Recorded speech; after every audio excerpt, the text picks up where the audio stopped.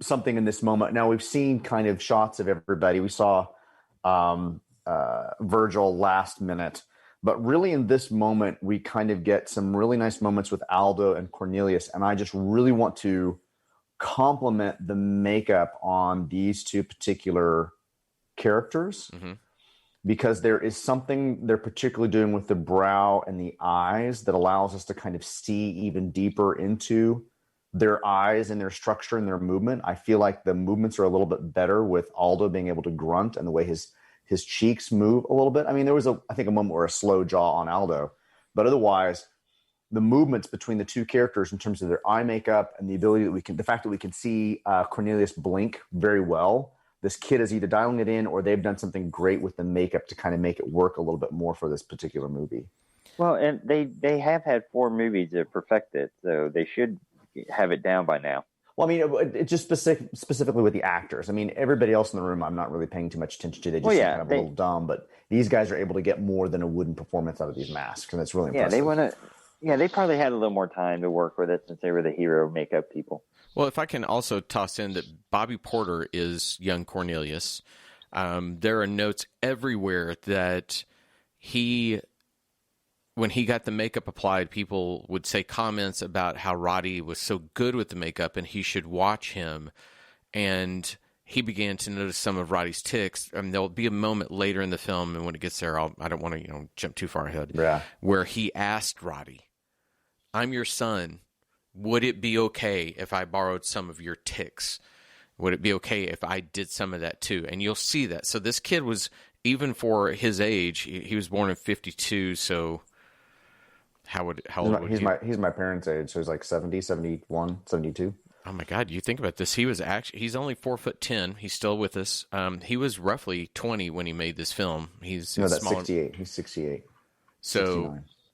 He's a smaller man, and so wasn't a kid so much, but he asked, could I do this? So I think that even at this point, you're seeing some of that, because I agree. I think that the acting that's going on here that is being tossed out is pretty sharp.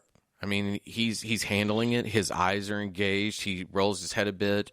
And what I also like are the moments when Abe is reading what he's written, and Cornelius actually looks at the scroll instead of at the teacher. He's actually looking, almost like he's trying to think through what's being said to him. It's a very nicely engaged moment, and this is all shot very well. The thing that I've watched 2 or 3 times now is with the shots and the lighting. A lot of times you'll see those discrepancies where a hero shot is, of Abe sitting at the desk will suddenly have backlight on it, where the backlight in the previous scene is coming from a different direction. They don't play that. They don't play that game. This is all very consistently done, constructed very well. I don't have, outside of Abe, I really don't have issues the way I did with Virgil speaking out of turn, speaking for no reason. This is a very well constructed and executed thing. We see the triumph of one, the humiliation of the other.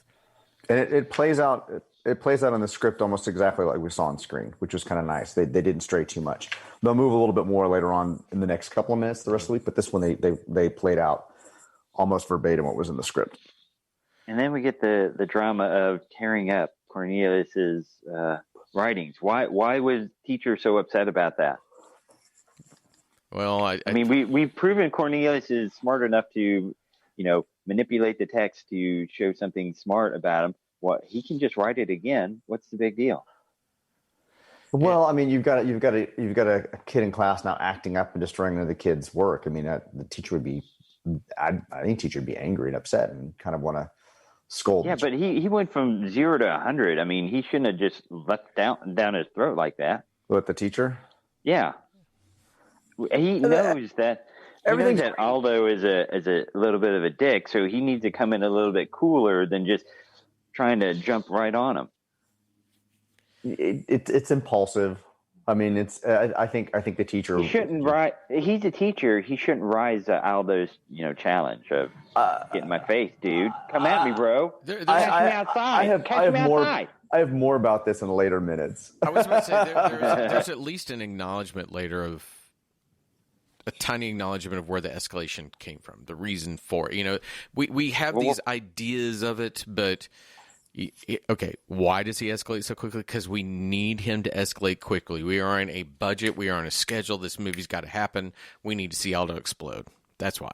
Wait, we're on a budget. We're on a schedule. We wasted 5 minutes on flashbacks. Come on, we have 5 minutes that we could expand in this movie.